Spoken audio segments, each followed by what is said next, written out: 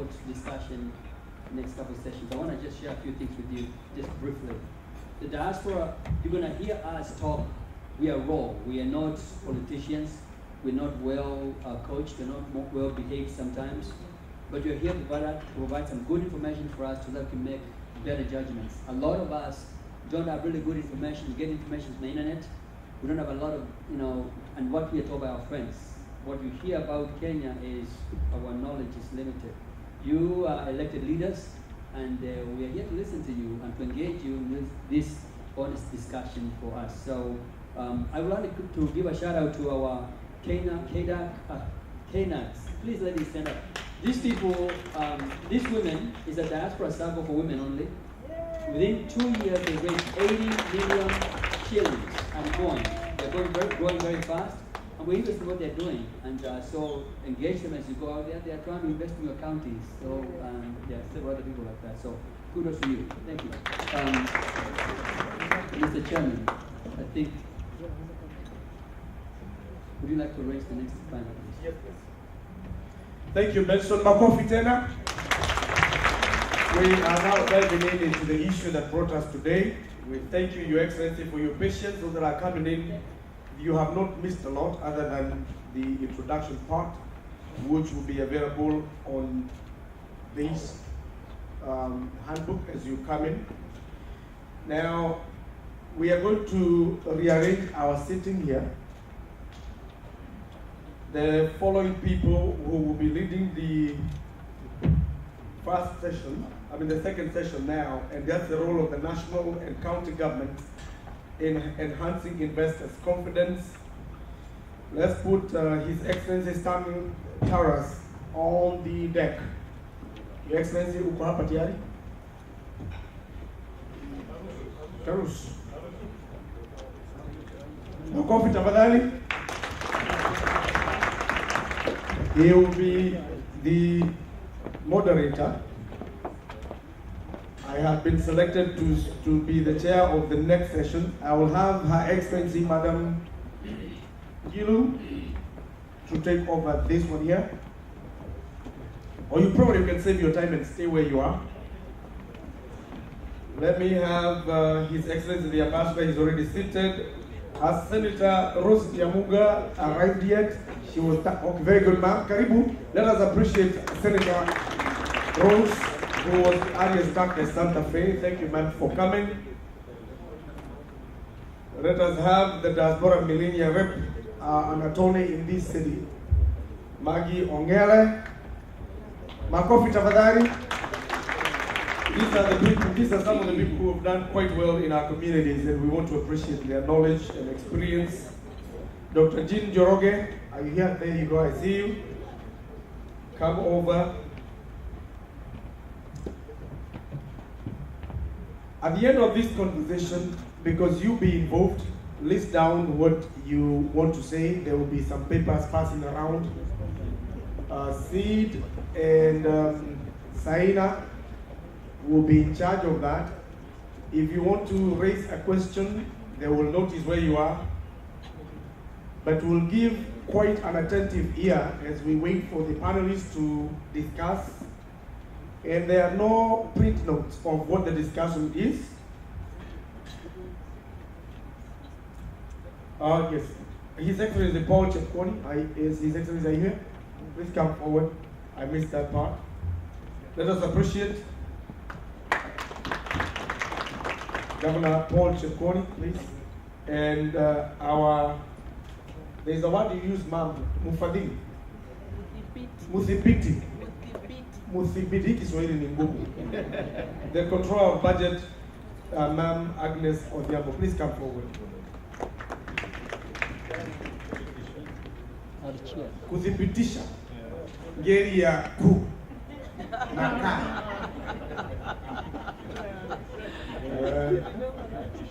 Karibu ma'am. I think I'll be the one to pull the seat behind. So again, let us appreciate the panelists. Pamoja, 1, 2, 3. Thank you. Karibuni. Tuwasiliane. As they're getting ready to get this panel started, I'd like to remind the counties that have not paid their dues to go see our secretary. This event, for this event, please, we need to cover the cost. Thank you very much. Thank you. I also see a footnote here that Senator Kanata, she's already here, I noticed, but because of that, you might be also. She's there. Okay, I'm replaced. Okay, there you go. Senator Kanata, he will. Okay. So he is saying inakuwa ngumu. So you might be required to say 1, 2, 3 when you're still there. I noted that you must have prepared something in the process. She's there. Oh, she's already here. Okay, very good. So, Madam, Your Excellency Giru, you'll be the first one to speak on this. And before I do that, I'm going to let the moderator to give an opening and the tone of the discussion, and straight on to Madam Giru. Can you be excited? Thank you very much, our session chair. Ladies and gentlemen, I think our session chair has already introduced the panel, both the governors, the ambassador, and the diaspora, and the control of budget. And because of the essence of time, the topic today is very interesting. I'd like to thank Governor Nok because he talked of the peace. Part of the main agenda for this conference was peace building, and Governor Nok has covered the peace agenda very well. So we shall quickly move to the role of the national and county governments in enhancing investor confidence. I'll give us both a note, then I'll give all the panelists 5 minutes because of time. I think the chair will come and introduce the panelists as we continue. Ladies and gentlemen, the previous elections in Kenya have often led to turmoil and greatly affects the growth of the economy. As a result, Kenya living in diaspora have shied away from investing back at home. It is imperative for Kenyans within and those living away from home to be reminded of the importance of tranquility in fostering growth and development of the nation.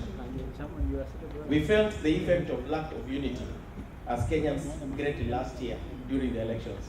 The tension that plagued the nation, the uncertainty of the outcome of the concluded August and October elections, presidential elections, led to division of vast resources, diversion of vast resources that would have contributed to the economic growth and sustainable development. Numerous companies stopped hiring employees, and many countries recalled their staff until the end of the electioneering period. Some nations that are known to support tourism sector even issued travel advisories to their citizenry during this period. This greatly affected the growth of the economy, whose repercussions we are still recovering from. The objective of devolution, as set out in Article 174 of the Constitution, clearly outlines the role of counties in ensuring that there is a stable and enabling environment to allow for investors, both within the country and those in the diaspora, to invest in the counties. County governments are expected to foster national unity by recognizing diversity. And our slogan in Trans Nzoia is unity in diversity. They are also expected to give self-growing governing powers to the people and enhance the participation of the people in exercise of powers in making decisions that affect them. County governments should also protect and promote the interests of minorities and marginalized communities to promote socio-economic development and the provision of proximate, easily accessible services throughout Kenya, and finally, to ensure equitable sharing of national and local resources throughout Kenya. The county governments have ensured regional integration by creating 6 regional blocks. The first one being the Jumuiya County ya Pwani, North Rift Economic Bloc, popularly known as NORED, the Frontier Counties Development Council, FCDC, the Lake Region Economic Bloc, Southeastern Economic Bloc, Mount Kenya, and the Aberdares. These blocks are expected to spur economic growth by improving trade and attracting international investors, as well as stimulating job creation. Further, the blocks are expected to give the counties a common voice on issues of interest and boost trade ties within the member counties. Having mentioned, I will now allow the speakers in the session to discuss the role of county governments in enhancing investor confidence, confidence of in enhancing the confidence of investors, and to convince you that investing at home is truly worthwhile. With those few remarks, I'll now open the panel, and I think as the chairman of the session has said, we'll hand over to His Excellency, Madam Charity Ngilu, to take over. Chairman. I noted one of the panelists is still at the floor. He is the Secretary General of all the MCs in our country, Honorable Eric. Please let us appreciate him. What we'll do, maybe the chair and moderator will be out of the floor, and they can, so that the rest of the panelists can have a seat. Thank you, Your Honor. So, Madam Gill, please take over. I don't know whether the mic is working there. It's on. It's on. Okay, very good. Thank you so much once again, Mr.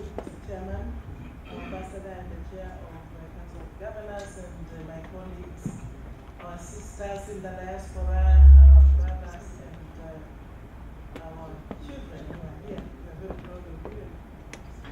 We are happy to be with you today. Kenya has been making very steady progress in attracting and promoting investors. And honestly, Ambassador Gidai has already talked about this. Quite honestly, I'm happy to hear that USA now is the third largest trading country in the world with Kenya, which means we can access easy and faster, companies that can continue trading with us. And our experience here is Santa Fe with the New Mexican state shows that as counties we can actually deal direct with the states also here, and I think we are going to take advantage of this. Since 2016, Kenya has gained 28 places in the World Bank Ease of Doing Business, and in the rankings that they have been doing. It now ranks number 80 out of 190 countries sampled. And this progress has been achieved due to the simplified procedures that the country has actually done in starting business, registration of business. Now you can register business within a very short time at the registrar of companies. You get your business started. In actual fact, within a day or two, you can register a company and start business. It's also shorter periods for processing taxes and business permits using digital platforms. I've heard the pain that you have gone through sometimes when you want to understand about land transactions. I am very proud about what we did when I was actually appointed Minister of Lands, Housing and Urban Development, because that is when we started digitizing. And today I can tell you, you can access to know the status of land from your comfort of home or office, because by the time I left, we had digitized that understanding of your land, so that you do not have to be called by many business people in our country and elsewhere. We also have we make simpler conditions for obtaining business licenses, as I said. We also, due to devolution, now simplify the ways of accessing and knowing where you want to do business. Investments were still concentrated in the so-called high potential areas of the country. And this was around central Kenya, Rift Valley, because of infrastructure, roads, and power and water. But now devolution has made it easy for all of us as counties to do that. In actual fact, as I live US and America today, I'm one very proud governor that have met somebody who is ready to put, solar farm in Kitui and going to put money there. And I've said to him, you do not have to go elsewhere. The person who is going to give you that license is sitting right here. And it is in the Constitution. And that is going to make it very easy for our people to access. We have not as yet agreed with the national government that they can let go county governments will continue to say you must let it go because it is in the constitution, and we do not have to be told you cannot put any power that you can get, because a solar farm will certainly make it very easy for us to access cheaper power. We'll be able now to look at the big four agenda, especially in manufacturing, because in manufacturing we need power. And if you don't have power, you will not manufacture. And this is the result that a lot of people have not been able to actually invest in our countries because of the cost of power. Our neighbor, Ethiopia, is selling power to us, and they're almost taking now monopoly of production and processing. And as a result, we have almost everything that we're using in the country now produced and brought from China. And we have rendered our young people and our factories unable to produce. So we need to deal with the cost of power at home if we are going to actually attend to agenda number 4, which is going to give more young people what to do, because we've got almost 50% of our young people who are idle, not having what to do. This is obviously, as I said, looking at the other great opportunities which are emerging in our counties and which we can work with you is in the area, and the chairman already talked about the area of healthcare. In healthcare, honestly, it's easy to do it. We need proper equipment that can come from here and direct to the counties. We also need understanding, knowledge, and skills that we also can get from the diaspora. And you have it, and that's why you've been here. You have started, you have more knowledge than a lot of us who are working in our rural areas. We're also going to do housing. Again, there is now the new technologies in building homes. We are unfortunately in our country still doing houses that are so expensive, that are unaffordable. You cannot access a good home. We have not also done proper planning, which we can also get to have your knowledge and skills from here, that we can give our people better understanding of the kind of houses that they will cost, which are cheaper and affordable. So for me, I think what will make good investment climate has been said. It is predictability in financial sector. At least there's got some peace environment that is conducive to investors, for them to know, as has been said before, that it is not about every time we're about to do elections and we have met all these people who are waiting and saying, as Kenya is going into elections, we have got to live and wait and see. But that is not right. However, although I've had all of us say we do not have to do this, I think we have to guard against doing things that make us not be together. We do not have to look like we know. Certainly we know our tribes, and there is nothing wrong with that. Personally, I don't think there is anything wrong with my knowing what tribe I am. Even here and there also people know their tribes. But that does not mean that we are not able to share equitably the resources that we have. Because Kenya is a very rich country. Quite honestly, we have lots of land, and land is a major factor of production. We have labor, skilled and unskilled. Out here you can give us skilled labor because you have come here to study, and you have done so. At home we have a lot of unskilled labor, which needs to be trained, where we need now to build new skills. We have capital now that has gone to the counties. We can use to ensure that we use land, labor, and the capital. One thing that we don't have, and I'll finish at this note, is technology. We have failed to embrace technology. We have used analog methods of production. We have used the same to tell our people to continue doing things in the same way they did many years ago, including our methods of production of food. How much food can Kenya produce in the villages if they are going to use horse and jembes, people to produce? When here I see only one person on a tractor and they can produce food for almost the entire nation. But we have a whole lot of families all doing little food. How much do we waste? And I've asked this to my sister, Governor Labos.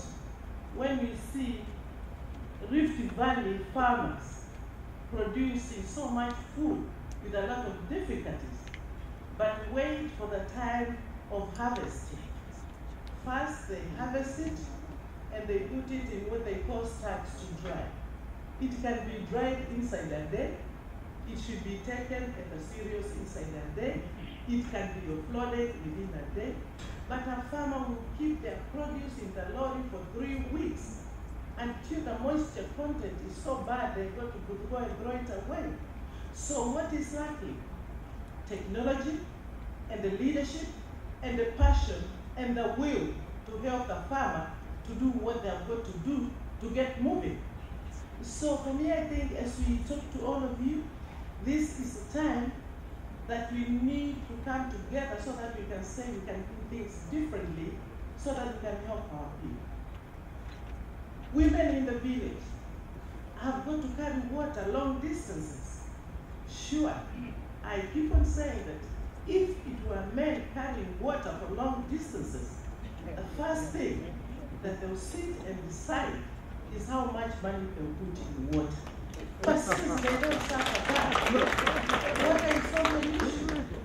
And yet it is water that will make sure that you have better health care, people can produce food, but we just ignore the basic things. So as we talk about everything important, I think we must start with the basics. And if we start with the basics, then we'll be able to rise as a nation.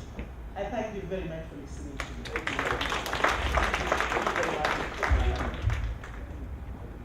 Thank you. Thank you very much, Governor Rangelu. I think the men, we need to put more money on water so that we don't carry water. So the best thing is to have more funding on the water program. I'll now move to Ambassador Robinson Gidai, please. I think we'll only comment for 2 minutes. Then when the panel will ask questions, we'll have time to respond. So in the essence of time, Ambassador Gidai, will just come to you for 2 minutes. What do you think the national and county governments can do to enhance investor confidence now that you've been in America for over 5 years now, you're doing your 6th year? Please just tell us the obstacles and challenges so that we move forward. Thank you. Ambassador Gidai. Thank you. It's actually 1 minute. Thank you. 1 minute. Thank you. Thank you.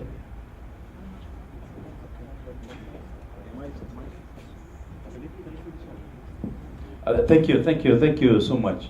In fact, I'll take less than a minute. If you look at the topic is enhancing investor confidence, and I say you can do 3 things to enhance investor confidence. 1, from the town and urban plots, how many have titles? You don't expect people to invest where they have no titles. It's just an allocation. You know, allocation is the title. I mean, surely we can do much better than that. I think the central government is working on issuance of titles in the rural areas. What about in your towns? What about in your urban cities and urban areas? Please issue titles to the investors, and you see them flocking to your county. You know, I keep on hearing that we need counties saying that they need more money. I'm telling you, copy the example of the counties here. Counties here, in addition to all the things you are doing, they are also in charge of the police and they pay them. Where do they derive their money from? Simple rates. But in Kenya, we only charge rates on urban plots, which is less than 1% of the entire landmass. If you are to buy the bullet and charge rates on rural properties, that is where the money is. The counties here get so much money from the that you don't even know what to do with the money. But you have to buy that bullet. Impose rates on all properties in the rural areas, and you have so much money, you don't even know what to do with it. Thirdly, hawkers. When we see you chasing hawkers like chicken on the streets, it does not inspire investor confidence. There has to be another way of managing hawkers. Those things on TV, they don't inspire confidence at all. Lastly, when you see you demolishing so-called illegally built houses